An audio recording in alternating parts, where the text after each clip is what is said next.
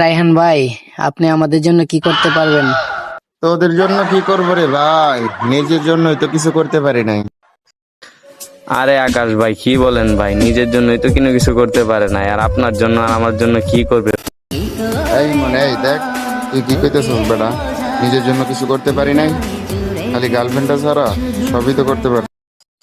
আরে রায়হান ভাই, আপনি জীবনে গার্লফ্রেন্ড পাইছেনও না, আর আপনার কপালে গার্লফ্রেন্ডও জুট।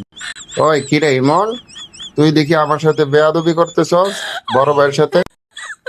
আচ্ছা রায়হান ভাই, ইমনে যা কইলো তা কি সত্যি? আপনি যে কখনো গার্লফ্রেন্ড পটাইতে পারেন নাই, আর কি পারবেনও না? আরে আকাশ ভাই, কি কও ভাই মিয়া?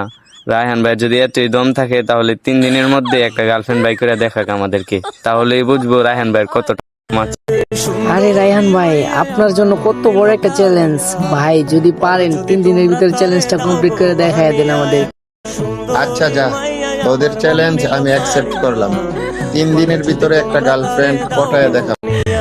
আচ্ছা ইমন, রায়হান ভাই যে অ্যাকসেপ্ট করছে চ্যালেঞ্জ, ওই কি পারবো 3 দিনের ভিতরে মাইয়া পটাই? ভাই ওই যদি মায়া পড়াইতে পারে, তাহলে আমাদের জীবন শেষ, আমাদের কি গ্রুপের ভিতরে এনে পচাইতে পচাইতে শেষ করে ফেলবে। আরে ভাই জানি ওই পারবো না।